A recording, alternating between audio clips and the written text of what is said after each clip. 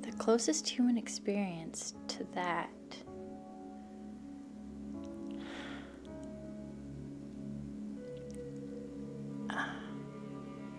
I think it would just have to be if maybe I were alone in the woods with silence, nobody around, and a creature of the night coming up out of nowhere to attack. And I remember thinking, is this what death is like? Because I really felt like this being was trying to steal me.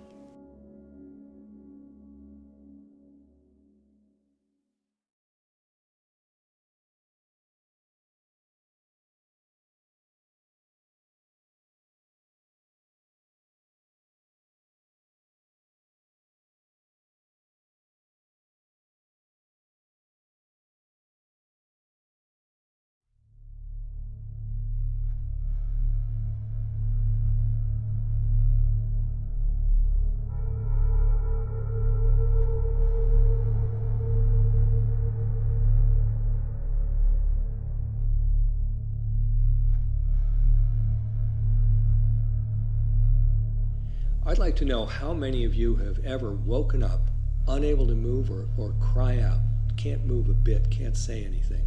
Or sometimes it might happen just as you're about to fall asleep, but you're awake and you can't move. I've written about sleep paralysis in different cultural settings as being about traditions of supernatural assault. What do I mean by that? Well, supernatural simply means to most people in ordinary English something non-material but real, spiritual, for example. So demons, ghosts, etc.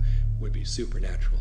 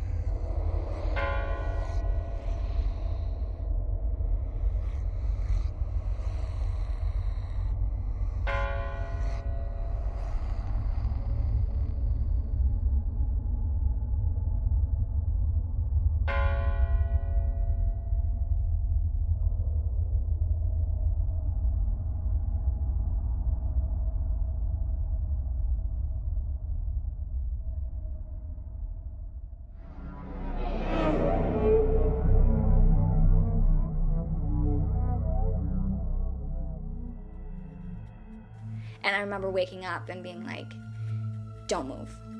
Whatever you do, don't move. And it's like it wants to possess you. And it's a really scary feeling because it covers you. It just...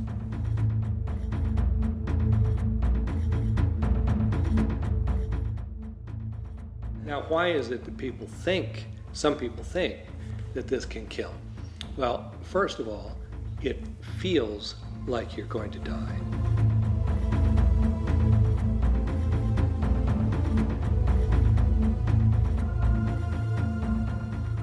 I thought I was dying. I thought I was going to go. I was in some limbo somewhere, and that's the state I was going to be in. I felt that I was dying. Not only was I paralyzed, couldn't talk, but I couldn't breathe, and I felt like I was leaving my body.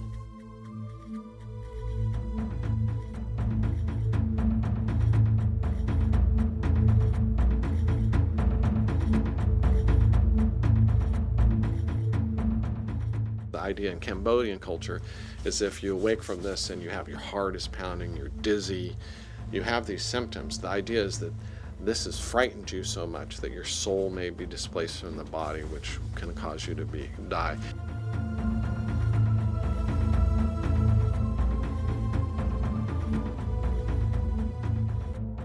Hey, come on. Sorry, I'm sorry. It's okay. This terrified me really bad, to where I wouldn't even go to bed at night. I'd stay up all night long just so that I wouldn't have to go to sleep, so I wouldn't have to experience that again.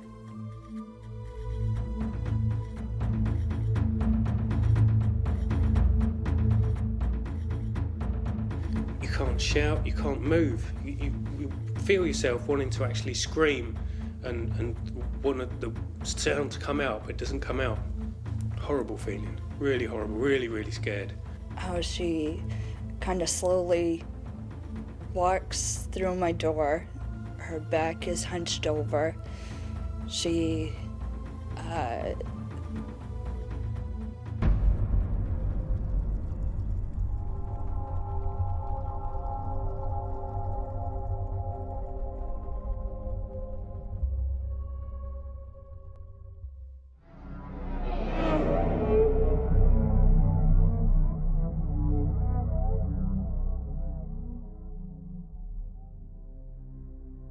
colleague of mine, a psychiatrist, also interested in sleep paralysis, did a survey of professional psychiatrists, giving them a description of a perfectly typical sleep paralysis episode with the frightening presence, etc., and asked people what they made of it.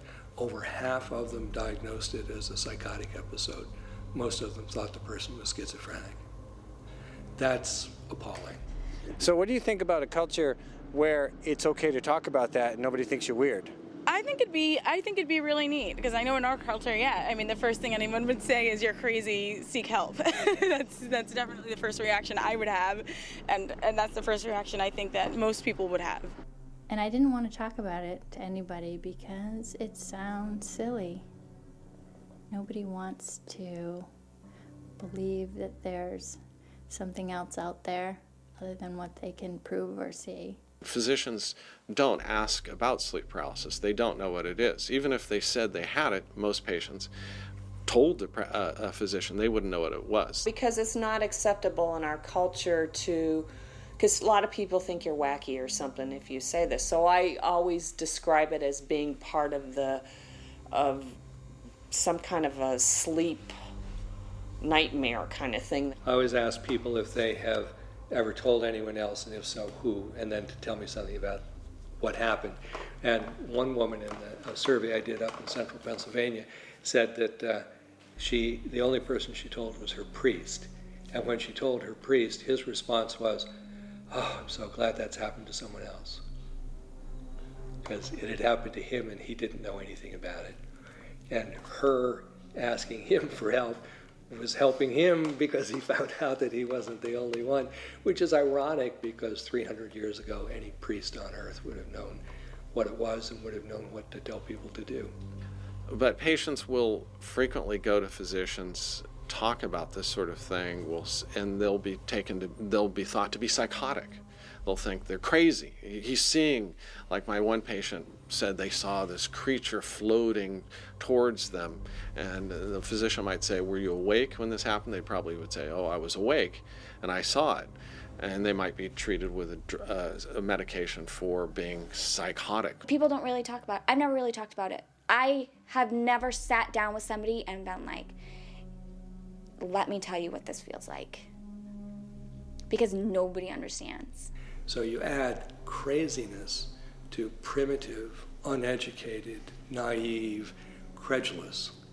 You've got all the stigma that you need to make people not want to admit to these experiences unless they're in a cultural frame that somehow makes it permissible. When someone comes into my office, if they say, "I have met a demon in my room, he jumped on my chest and he pounded on my chest," it is not my job to talk them out of that. It's a situation where it's nothing that they've done wrong. It's nothing that it seems like that they're not imposing this on themselves, and they're not they're not telling themselves tonight when I go to bed, this is going to happen. Usually in the morning when you wake up, it's kind of like slow and groggy. You know, you kind of wake up and you want to close your eyes again and roll around or whatever. This was like, I went from like dead sleep to like instantly aware and wide awake, just like that, like in an instant. And the next thing I know, I'm just wide awake and there's this sound like resonating in my ears. Seeing things that people ought not to be able to see, hearing things that they shouldn't hear. We say things, you're hearing things. Well, everybody's hearing things, you know. By hearing things, we mean, and you're hearing things that aren't there, and you're seeing things too. And that is sort of the cardinal feature of being crazy. And I've never even really spoken about this until I was talking to my friend about it and her husband. And yeah, I probably sound like a total idiot. But when they medicate them, they no longer see that. But when they go off their medication, what do? They start seeing what they've seen before. So if people could openly talk about it instead of keeping it in themselves, because if you keep something like this into yourself, if you don't tell anybody, eventually it's going to weigh you down. One of the most fascinating social issues here is that all of these kinds of experience were well known in Western tradition up to 300 or 400 years ago. It's not simply that Western culture never had a clue about these things. It's even more dramatic. We erased it. We erased knowledge of these experiences from the cultural repertoire while the experiences were continuing to happen. That is dramatic. That's a level of social control that's very impressive.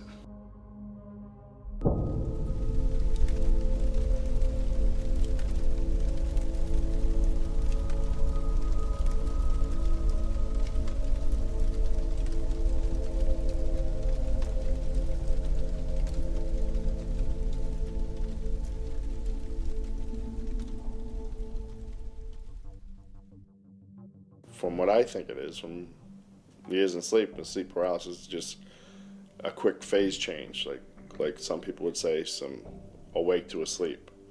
That will be like if you ever been feeling yourself fall asleep and all of a sudden you feel your legs twitch. Almost everyone's felt that, or usually you're falling asleep. Usually you're skipping a stage, getting deeper into another stage, and I think it just is like a delayed switch, like the REM button turned on, but you weren't in REM sleep yet. That come out and got ghosts, some ghost shadow like this, like that. One not real, and one real. Not real because the problem with our physical. Not real, not from outside, but in our body, our element. Not ghost, not spirit. It's for physical, our physical. And another part is from spirit, from consciousness, from the spirit of the people pass away, or angel, from heaven, from that the people that pass away, look around for a place for born. Almost every patient that comes to see me for the first time who has PTSD, has trauma-related disorder, has it several times a month. And this is really where I get excited in terms of treatment and in terms of helping people understand physiologically what's going on. So whether you're facing a Mack truck coming at you at full speed in your vehicle, or you're facing down a real or perceived demon, you're having a physiological response: fight, flight, or freeze. Well, the Sleep Society has said 1 in 5 people have a sleep disorder, usually sleep apnea, and that could correlate with the paralysis, or the people saying they have things sitting on their chest at night or coming in and strangling them during the night. So be curious. I'd like to see a test.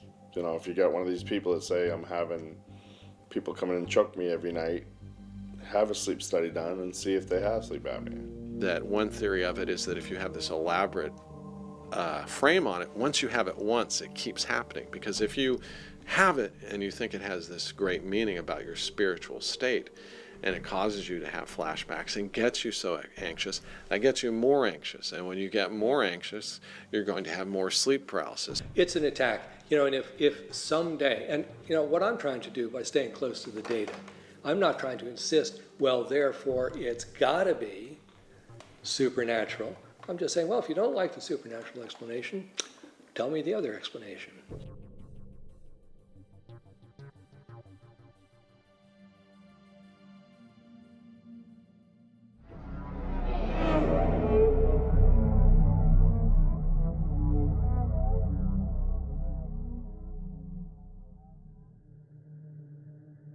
There are a bunch of things that people do not ever describe, but here is the range of the most common descriptions.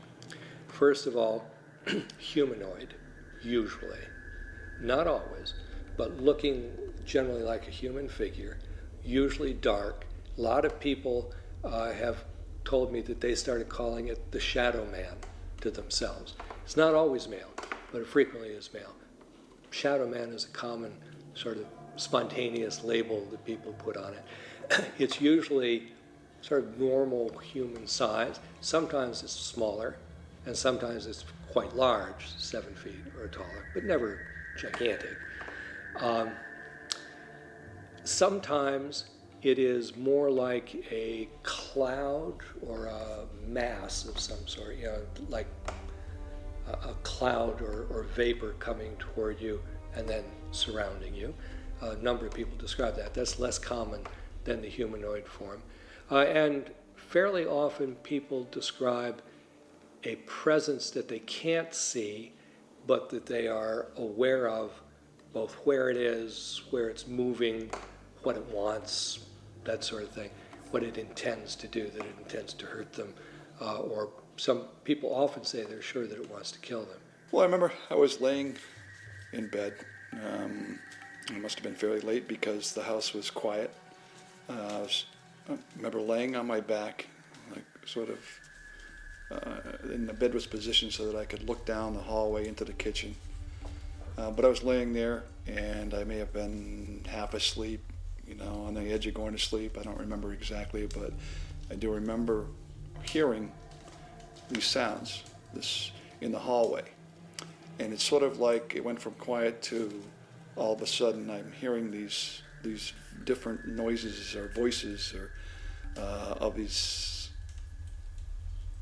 I get the sense that they were small creatures or whatever it was, small spirits, from the high pitch and the just all of them like or whatever it was, making this noise, coming, grumbling, whatever it is, coming down the hallway.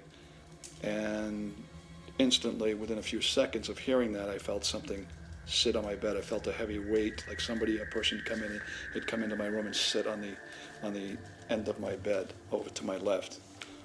And so I instinctively just took my leg and went under the covers and pushed, like I was trying to push whatever was there off the bed or out of the way. And as soon as I did that, I just felt something like something had pounced on me.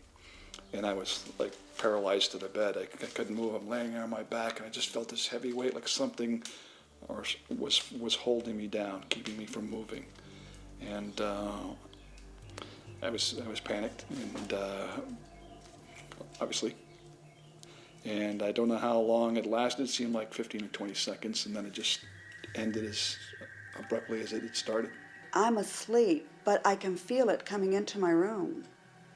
It's, you feel this real thick feeling. I don't know how to explain that. It's like, but you feel it. It's almost like, there's no fog, but let's pretend that there's like a fog, a real deep fog that comes, and the minute it enters into the room,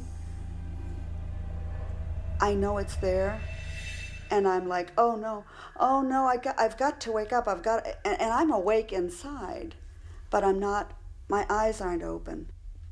The presence that I felt, it's a negative, always negative. Never has it ever been a positive.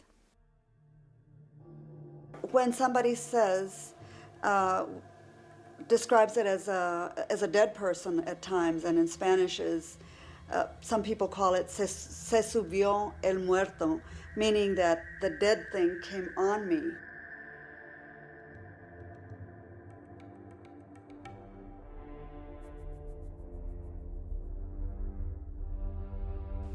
Not able to speak. It felt like your lips were sewn shut and your body was totally numb.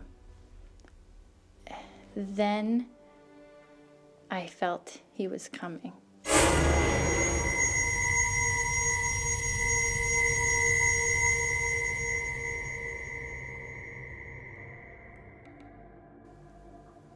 I know it's there, and I'm like, oh no, I've got to wake up, and I'm awake inside, but I'm not, my eyes aren't open, and I know everything that I've said, I know everything that I've felt, and my hand's kind of like paralyzed. I can't move the minute it walks into that room, and I know it's coming, and I've got only a certain amount of time to get my fingers into the sign of the cross, and I finally do.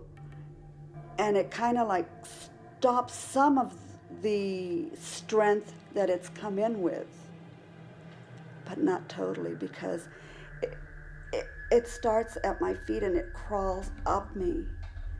And it's not in a loving way, although it might be to whatever it is, but it like holds me, and it just kind of like, and I have to get away from it, whatever it is, and I can't, and I'm praying, and I'm saying, you cannot take me. I am not yours. I belong to Christ. Oh my God, and God, I love you, and I'm asking God to please open up my eyes to get me away from it. And it doesn't leave me, but I keep praying and praying and praying and praying and praying. Finally, because it can't get in me, it wants to get in me. And I feel that. It's almost like if I were to lay there and say, go ahead, it would invade my body.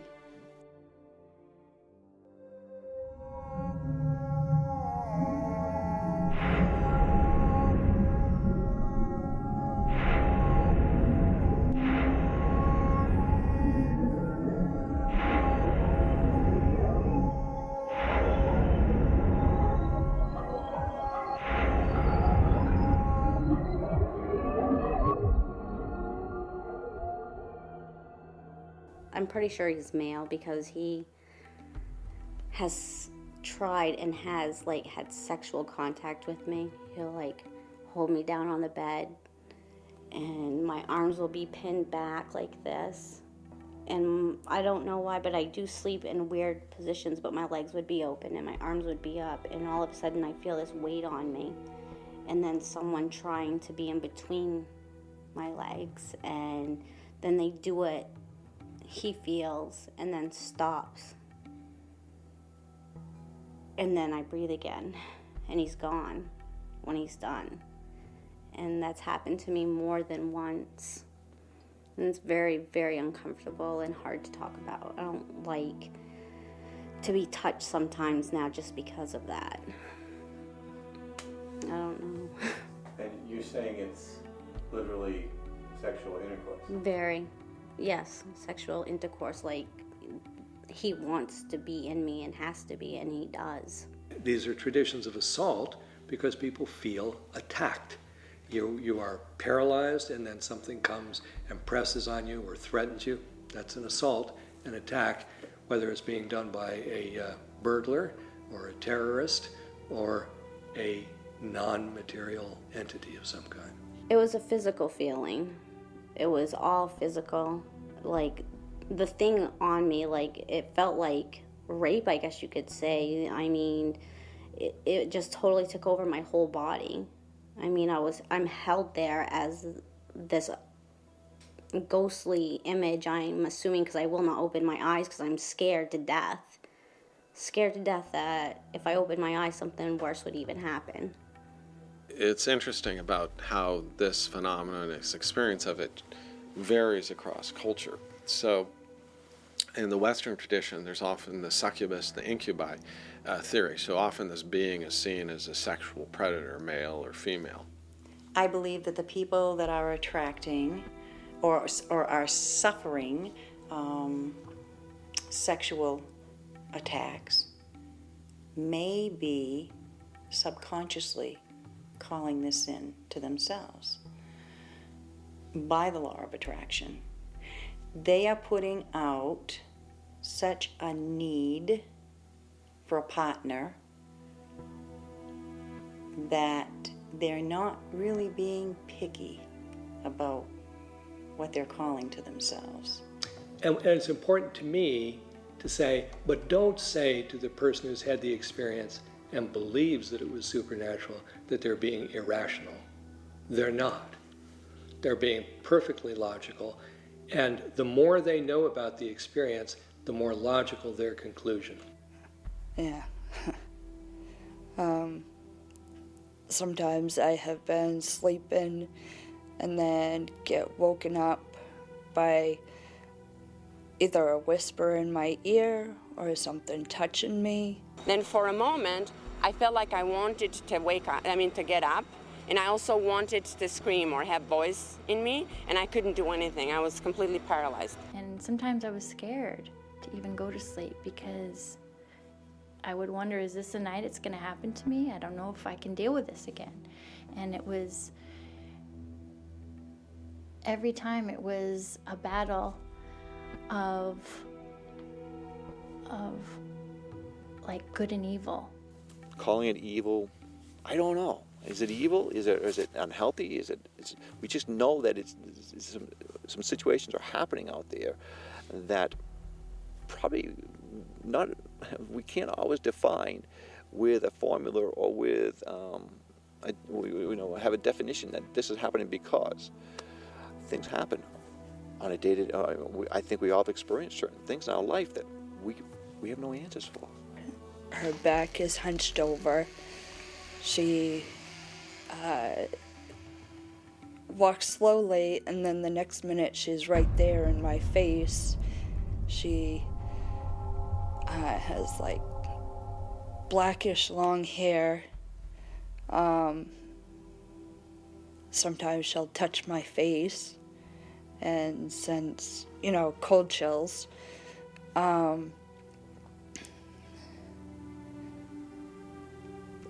She's scary. She wears like this black long dress. She just looks very evil. A very typical scenario would be a patient would say that upon lying down to sleep, before actually sleeping, they would enter this state where they would suddenly be unable, they would be awake, but unable to move, unable to speak, and see a black shape come upon them. I was about 12 or 13. My parents had just built a new home, or had a new home built in Lewiston. And I don't know if it was a year or two after we had moved in, but it was a brand new home still. And I had gone to bed at 8 o'clock, like I was told to do. And I closed my eyes just for a few minutes, not even a few minutes, like a second or two. Then I felt like I had opened my eyes. And when I opened my eyes, there was these 3 solid black shadows. I'm talking solid. I mean, you could see the outline of them, but you couldn't see through them. And it kind of like, I said, wow, what is this? And I closed my eyes again, and before I even opened my eyes, I had a massive nosebleed. And so I got up to tell my parents about it, and they thought that I was dreaming and that I hit myself. Well, I had just gone to bed, so I wasn't gone to sleep. It was just that I had closed my eyes, and I felt like I had opened them again, and there were the shadows. Sleep paralysis is the experience of awakening, unable to move. Or sometimes it happens just as you're about to fall asleep, suddenly finding yourself unable to move but not yet asleep. And it's produced by a physiological mechanism in the brain that's well understood. What is not understood is why at least somewhere around 80% of people with sleep paralysis have this very complex, strange, subjective experience that we've been discussing. All of a sudden I felt this real, like something was just over the top of me, like just floating above me. And then I felt this pressure on top of me, just started to push me into the bed. And at this time, like again, I just couldn't work out whether I was dreaming or whether it was real. It wasn't until I was actually being really pushed into the bed I could feel loads of pressure on top of me. At this time I started to get really scared because I being pushed into the bed and I couldn't move. I felt my whole body just couldn't move. I couldn't scream, I couldn't breathe, I couldn't shout. I was trying to actually shout and scream and I couldn't do anything. I was paralysed, just being pushed into the bed, pushed and pushed and pushed and pushed. And then it just stopped. Well, I remember waking up but not being able to move, completely paralyzed, being terrified, feeling that there was a presence in the room with me. There was like this crushing weight on my body, preventing me from moving even an eyelash. My heart was pounding. I remember sweating. I was trying to will myself in my mind to move any little part of my body, and nothing would move.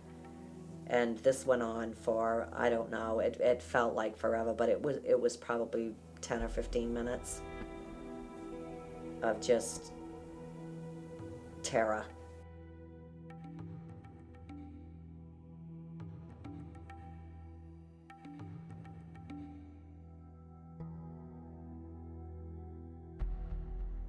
So Pol Pot, through the period of his rule, 1975 to 1979, approximately a quarter of the population was killed. Well over a million people died during that time period.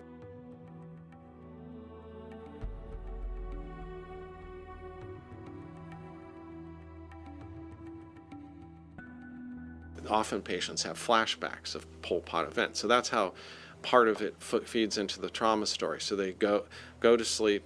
They might have, of course, nightmares with flashbacks, but then they have the sleep paralysis, and they wake up in such a state of fear that then they usually see the shape coming upon them. So it's this sense of being pursued by this demonic force.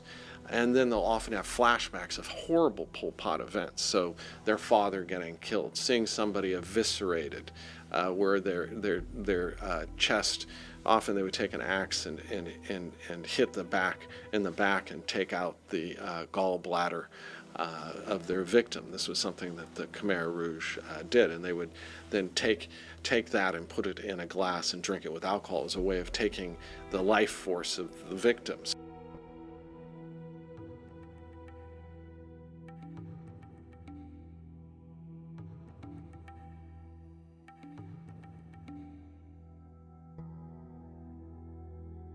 What it happened to me was I cannot move.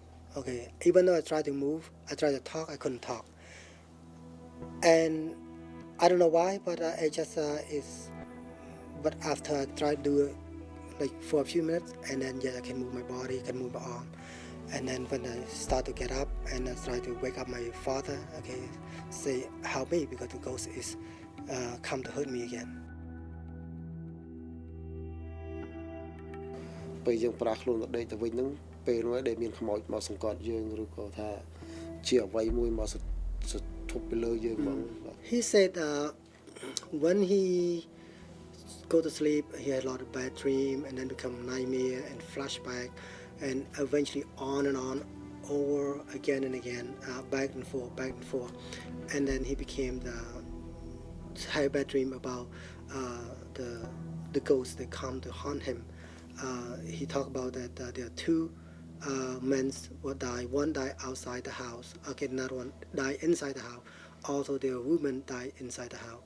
And because he feels so weak, and that's why sometimes we see the black shadow come with a black cloth come to cover him and make him scared.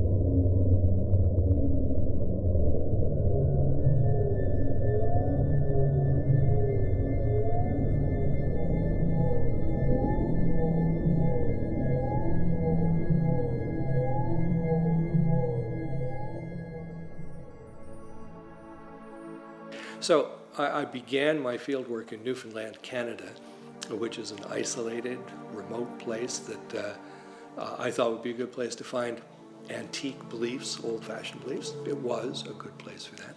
And I started looking for beliefs there that I thought might, well, that claimed to have an experiential basis, and that would then allow me to evaluate, well, how well does this tradition reflect observations that one could actually pursue on a research basis. And that was where I initially ran into sleep paralysis. That's not quite true. I ran into sleep paralysis 6 years earlier when it happened to me. And I didn't tell anybody about it. Then in Newfoundland, I ran into a tradition about sleep paralysis. This is what Newfoundlanders called the old hag. They believed it was caused either by witchcraft or by ghosts. And I didn't know it was sleep paralysis at the beginning there either. It took me about a year of working back and forth between the tradition and the scientific literature to identify it as what sleep researchers call sleep paralysis. And the description of sleep paralysis in the literature at that time was very narrow, I would say impoverished. It didn't include any of the interesting details that I came to realize are actually inherent in it, no matter where you find it. So that was Newfoundland. I was beginning to see, yes, there are beliefs that are based on experience that have been dismissed as superstitious beliefs that bear much more investigation.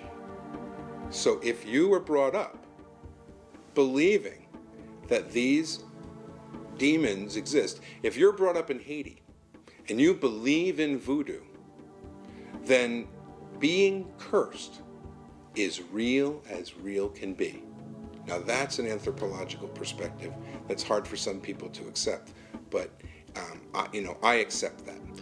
So I think that there's this aspect of consciousness as you go in and out of sleep, so that you then will see this shape moving towards you, and that you will be unable to move. What's fascinating to me is the pathoplastic nature of it. It's just a fancy way of saying in different cultures this black shape then can be seen as different things. So for instance, some of my Cambodian patients will see it as different demons that they're afraid about. So for instance, there's one demon that's known to just the person as they sleep, the body is left behind, and the head with the intestines attached will float through space, will float along, and it will, in theory, go and feed on things below a house, detritus, blood, some animal has died. It feeds on very foul matter. And I've had a couple patients who haven't seen just a black shape coming towards them, but have vividly seen one of these beings. I don't put you on the spot, right? Because you have to think in another. I gotta translate my English back into Shona. Yeah. But usually they say, Muroya. Muroya is just like a witch, and that's the normal word that people usually use. Now, what does this Muroya do? How does it appear, in the legend? They believe that if they see somebody they believe that is a witch, they think that that person has communication with ancestors, that they use those spirits to kind of maybe interfere with other people's lives or bring bad into people's lives, kind of mysterious ways of making it difficult for people. So I know this story, but I never experienced anything like that, so that's all I know. Right from the beginning, I was convinced that ordinary people are smarter, are more sensible than they're given credit for by scholars, and that traditions that are widespread and deeply held probably have more rational basis and more observation built into them than the theories that I was taught in graduate school. Not by any means all. Certainly there are lots of traditions that have serious logical and other errors in them, but I couldn't believe that all of the beliefs of ordinary people that are not part of the academic worldview were therefore nonsense. So if we get into this and we talk about, okay, somebody is having an experience in the middle of the night where they are half awake, half asleep. It's a common description. I'm awake, but I can't move. And in fact, while I'm awake and can't move, I am seeing or feeling an evil presence. And that's been described cross-culturally, which then would indicate to me there's an archetypal piece to it. Now, archetypal work would talk about essentially an intrapsychic perspective. So this is what's going on in my mind. That's different than a paranormal perspective, which is this is something that's actually happening. So there's a distinction I think that's worth talking about there. You know, from a psychology perspective, one would certainly be able to understand from an archetypal, cross-cultural paradigm that there are common feelings of dread, common sense of demonic possession, a common understanding throughout the literature that there is something that is no fun, something that's really scary that's happening to me. So that's going on. I think that's a given. We have to accept this is a given. Now the question, would be, is it archetypal, meaning is it coming up from within, or is this really happening to somebody? Is somebody actually experiencing a spirit or a witch or a demon jumping on their chest, as the literature describes?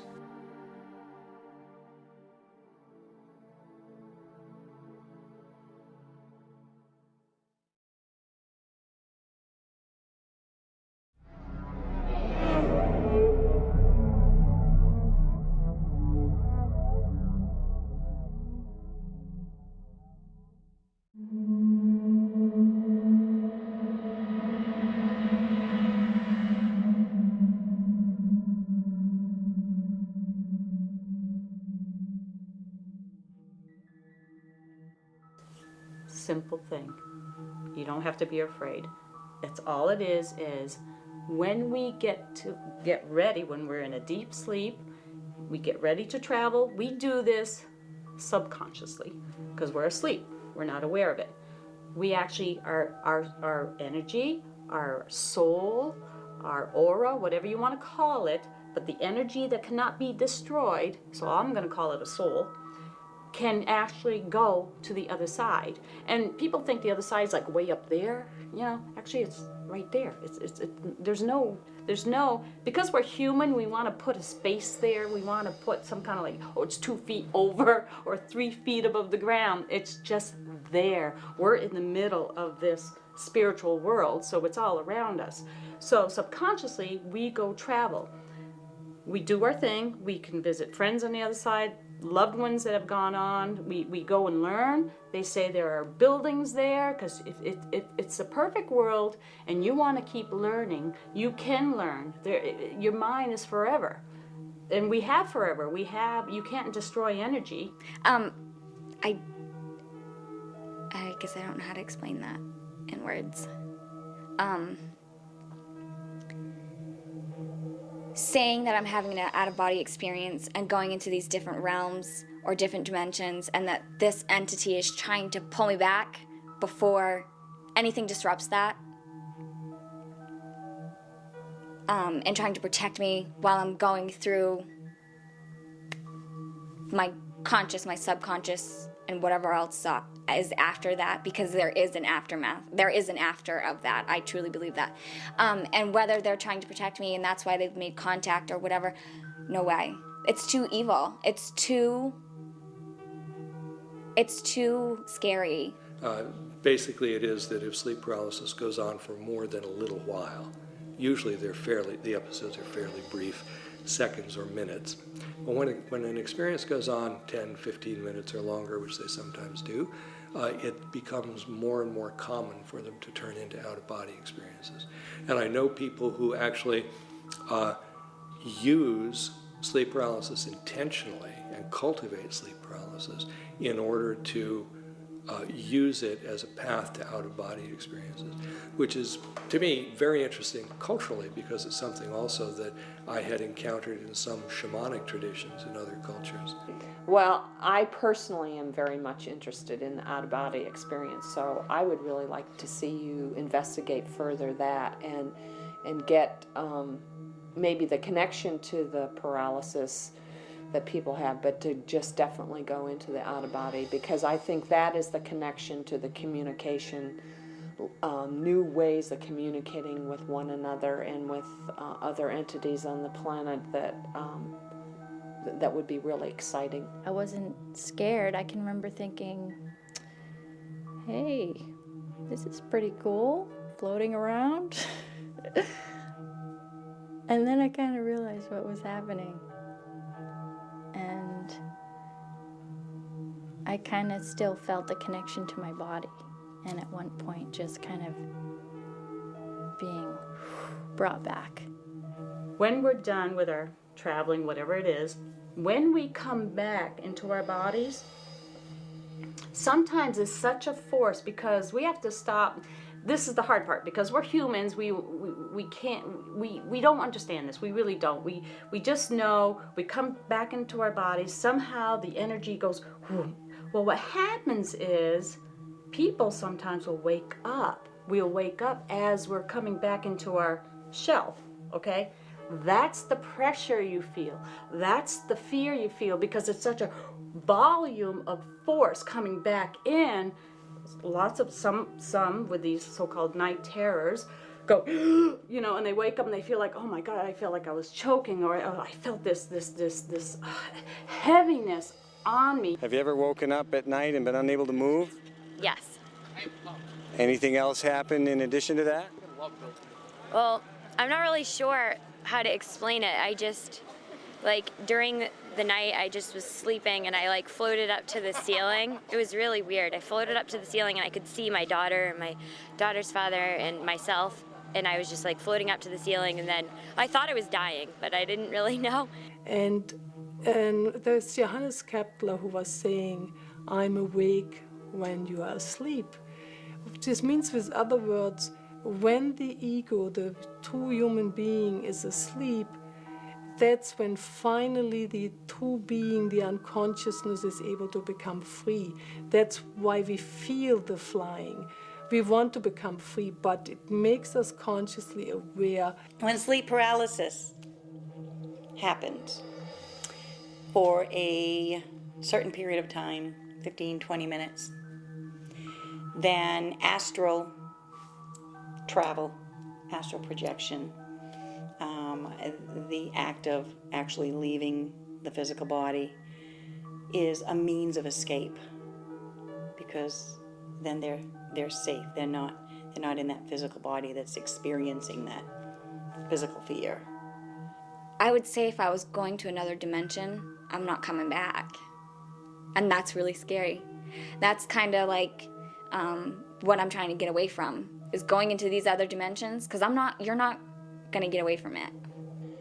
To think about things that are so much bigger, that impact maybe beyond this planet, multiple galaxies, other, it's just to be able to have any connection to that bigger cosmos is, to me, so exciting. So I guess when I'm thinking about it, this little thing that has happened to me these few times that I've had out-of-body experiences, it just gives me hope that in fact there is so much more there. And so I guess it has had an impact on my life.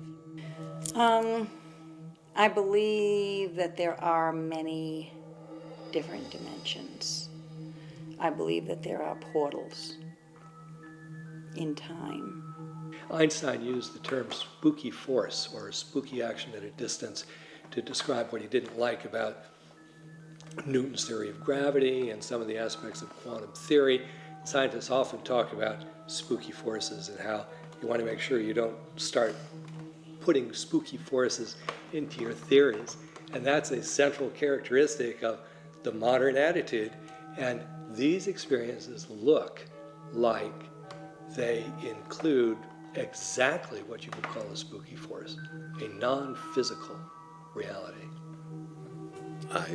Who's to say? But certainly the door is opening in a very standard way. This being, it always chooses when you go to sleep or when you wake up, and it seems to approach you in a very stereotypical manner. It always seems to pop up and come at you from the head of your bed. It never comes from another direction.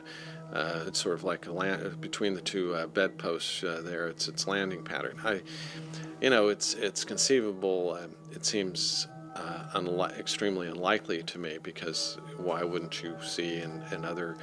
And for me, what's interesting is my patients don't just see it as a black form, but give it it's like a Rorschach, and they give it all these other spiritual beings. They see this as other sorts of various types of beings, and it gets better when like I mentioned before, these beings must be very afraid of Paxil, or they must prey on only the anxious. My case is pragmatic. It's just that I have people to come to me in great distress, hate these experiences, find them terrifying, and I've just come out a pragmatic way of trying to help them. Because it was like I laid down, and for some reason I was like, open your eyes. So I opened my eyes, and I would say that these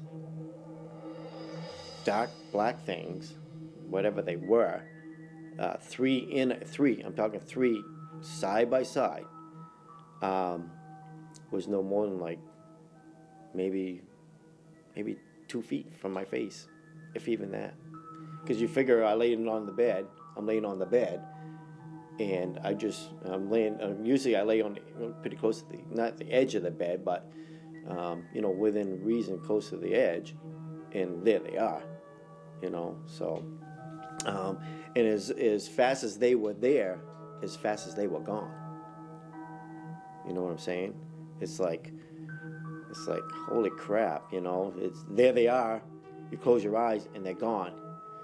So I don't know, and you couldn't see through these guys, whatever they were, you couldn't see through them, because they were actually blocking my vision from actually even seeing any part of the room. The idea of a different dimension, domain, whatever, would suggest that it is a different place in the same place, sort of, as opposed to these being things that are, for example, you mentioned the narrow range of the visible spectra. Well, if there were something in your environment that had a color that was outside of our visual range, and it stood in front of you, it wouldn't be invisible. It would just look black. It would block out the light from behind, and it would reflect light that you couldn't see, so it would just look dark. Like a shadow, in fact. It would look like a shadow. It's very interesting. That's a good point, isn't it? Yeah, well, maybe there's something to that. Science says if it's not in accordance with our laws, it doesn't exist. Oh, but by the way, 95% of the material that's out there we know nothing about except that it's there, right? So science in its own mind has limits. We're looking into possibly establishing that it's okay to believe in other dimensions, and now we're getting, you and your spirit guides response to that. Well, they're saying science. Where does science come from? It comes from Man. the human measurement, the human experience, Yes. right? They're saying man, Well, therefore, okay. Yeah. they're saying therefore limited. It's coming from man, therefore it's going to be limited, they're saying. There's a whole nother world, like we like to say, they're saying, out there. It will never be understood by man. It's not meant to be. That is for another, they're saying time, another dimension. It's when we pass through this life and we get to the other side, we might now know something else entirely, totally foreign to what we were used to hear. And I don't remember there ever being some kind of portal other than I know I didn't come out of my knees or my stomach. I know it was always through my head. And I know the struggle was always through there. And I feel like that's where our soul leaves and enters. I feel like everything happens through there because that's where I felt it happening. Other than that, I don't think I really visited another dimension. I think I experienced my soul out of my physical body in our dimension. Maybe I wasn't ready enough to go beyond that because it was so frightening.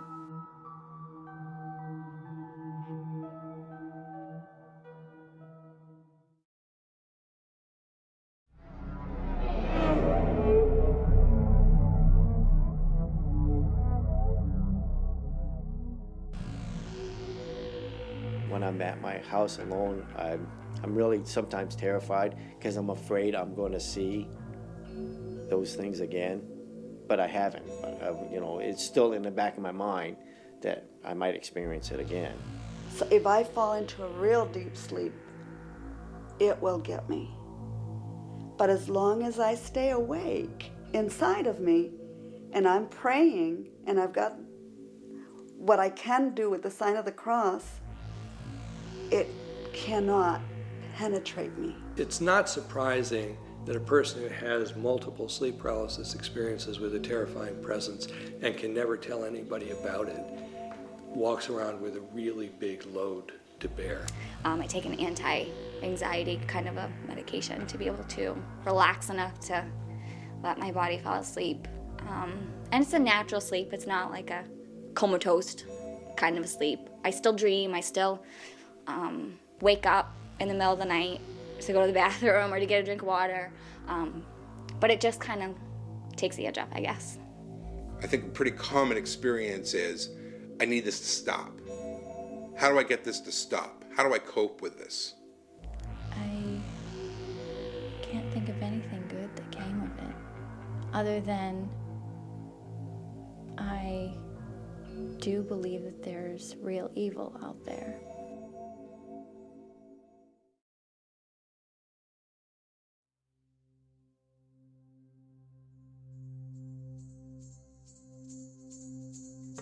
Ending it, most people, the intuitive response is to struggle to move, and as soon as you move anything, it's over. If that doesn't work, what people all over the world do, including modern North Americans who had not been told to do it, what they do is pray.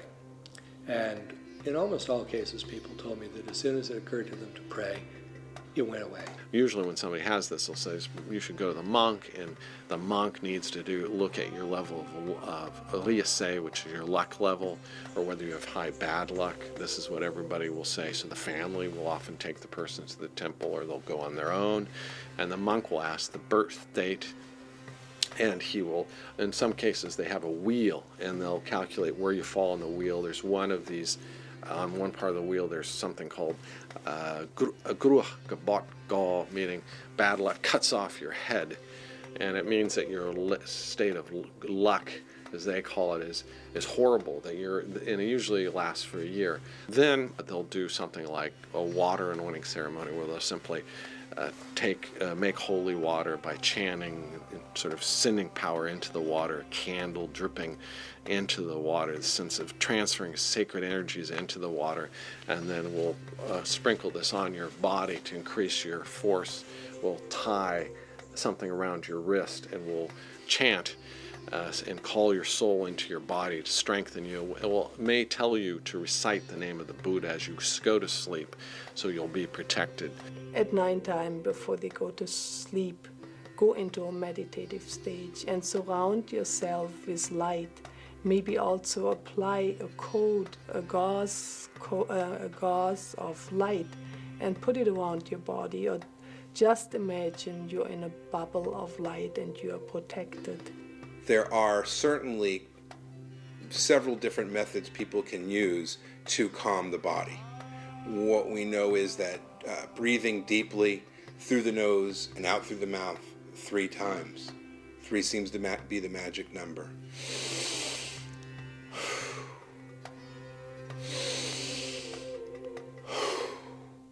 Okay, 3 times seems to reset our internal clock. Don't take naps in the morning, lying on your back, especially if you're REM deprived. But naps in the morning, naps seem to make it more likely than ordinary sleep. Sleeping in the morning, I'm talking about like 8, 9, 10 o'clock, seems to make it more likely. In my opinion, these attacks can be stopped or thwarted by them, their faith, okay, seeking faith, surrounding themselves in whatever, okay, creates a safe space for them, sacred space, contacting and connecting with their angelic forces. Angels were given to us to use.